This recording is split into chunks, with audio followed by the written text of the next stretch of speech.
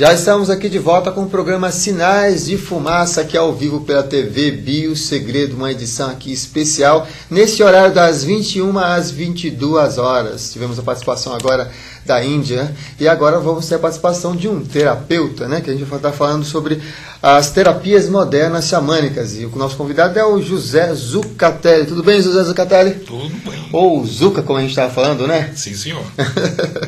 Muito bem. Como é que você começou, quando é que começou o seu contato com as terapias, né? Eu sempre fugi dessa parte de espiritual, coisa de xamã, como o diabo foge da cruz desde pequeno, entendeu?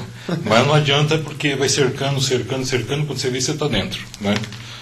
Já desde menino, eu nasci na roça, a léguas de distância da cidade, vivia sozinho.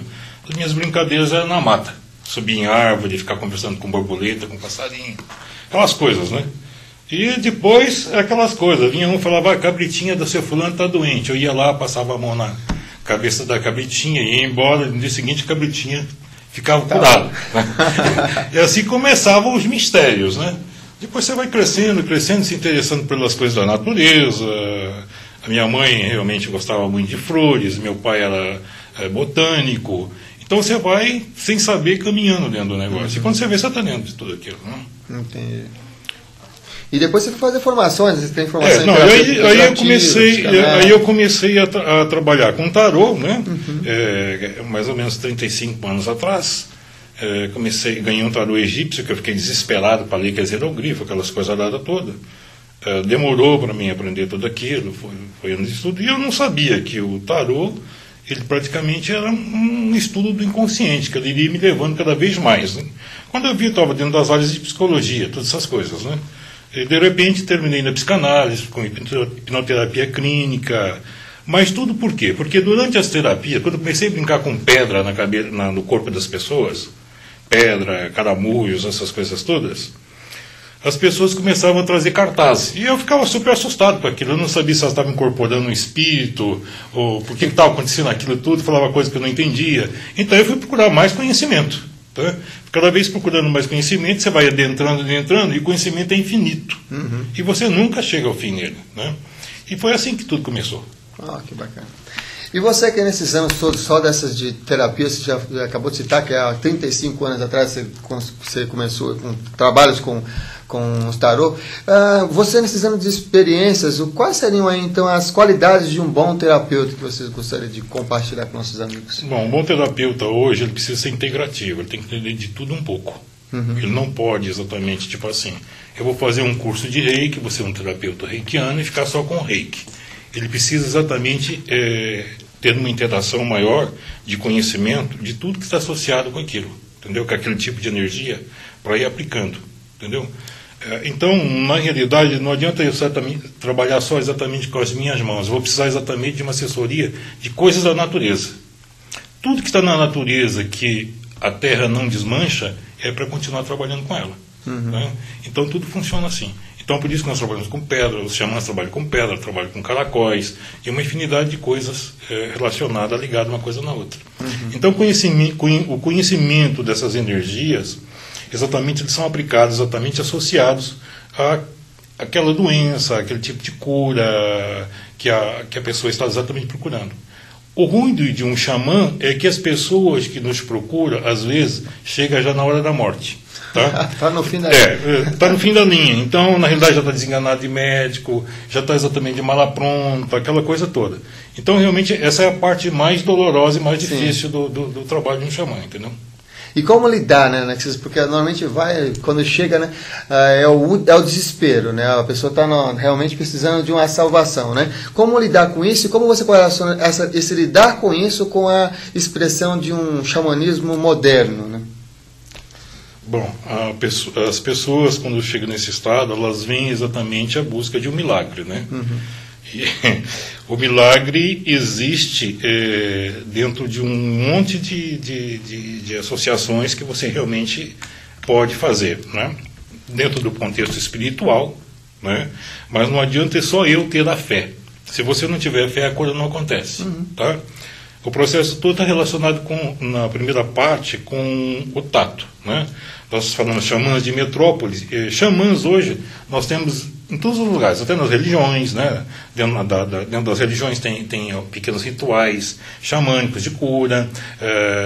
Até nos hospitais nós temos grandes médicos hoje em dia que têm conhecimentos de reiki, já são grandes xamãs de cura. Mas tudo está relacionado com o toque e contato. Tá? A partir do momento que eu pego na sua mão que você está doente, deitado numa maca, e pega a outra sua mão e leva no meu peito, no coração, acontece a entrega. Tá? Então, começa as cartazes, você começa a se abrir, você passa exatamente a se inteirar mais daquela energia e descobrir o porquê das coisas. E aí você vai conversando, até realmente às vezes resolver o problema. Né? Agora, tem casos que às vezes já não dá mais. Às vezes a pessoa já está fazendo 3 anos de hora extra, 5 anos, entendeu? E está na hora, né? E você sente na hora, você capta tudo aquilo. Mas você não pode falar, você vai cuidar até a hora que ele realmente se der alta sozinha e foi embora para o outro lado. Uma das coisas que é bem recorrente também nas perguntas relacionadas às práticas xamânicas, né, é a procura por buscas do animal de poder. Fala um pouquinho aí sobre o seu trabalho, esse contexto dos animais de poder nessas buscas. Os animais sagrados de poder, na realidade, eles estão bastante associados também, a maioria deles, com o toque do tambor. Né? Todas as vezes que a gente precisa exatamente descobrir a causa de uma cura, de uma determinada doença que não aparece em raio-x e nem o exame, mas ela está ali exatamente perturbando o tempo todo, a gente então vai tocar o tambor, né, e tentar evocar o espírito do animal correspondente àquela doença. Né? Só que nem sempre a coisa dá certo, porque às vezes você evoca o pica-pau para a cura da pele e vem a cobra. Né? Então, que é para trocar tudo, já era. Exatamente. E também tem um outro lance também, que, veja bem, todo xamã, logo no início, ele recebe, quando você começa a adentrar o caminho xamânico, você recebe um animal sagrado de poder. Né? Logo em seguida, você vai trilhando o curso, você recebe o segundo e, por último, o terceiro. Tá? E quando você se torna exatamente um xamã, um mestre já do xamanismo, você então tem exatamente como é que se fala? Assessoria de todos os animais. Você já não tem mais um. Tá? Embora que os 3 primeiros principais vão andar com você a vida toda. Né? Isso é provado, inclusive, onde começa a história do próprio xamanismo, lá na tribo dos Tungas, né? no Polo Norte, onde tem esse desenho que está na parede. Né? Nós vemos aqui. Você vê aqui que, na realidade, esse xamã, ele tem desenhado no corpo dele os 3 animais de poder dele. Né? Então, nós temos aqui os lobos, né? Temos aqui exatamente um gnu e temos aqui exatamente as gaivotas. Né?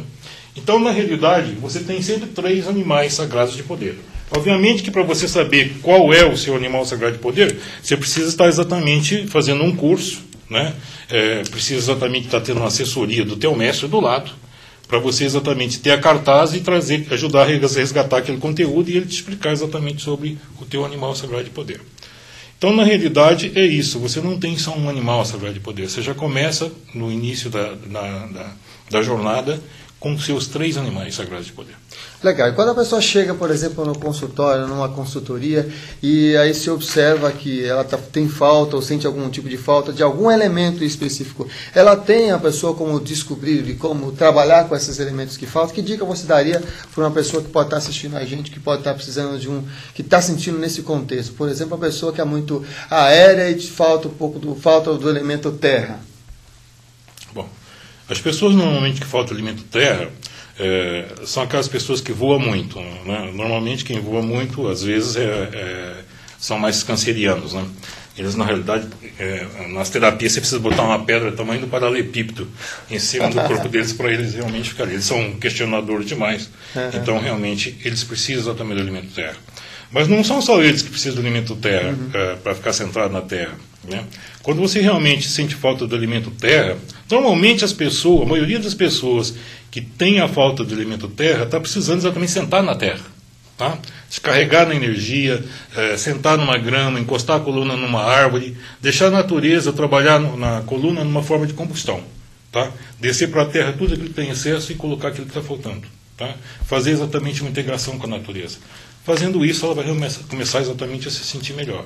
Né? E também, para aqueles que podem comer tubérculos, né? Procurar comer mais beterraba, mandioca, mandioquinha, ou seja, tudo que dá embaixo da terra. Então ela vai ficar mais centralizada com a terra e vai parar de voar, parar de ser mais aéreo, entendeu? Legal. A gente vai para um rápido intervalo, voltamos já aqui ao vivo com o programa Sinais de Fumaça. Fique com a gente, hein?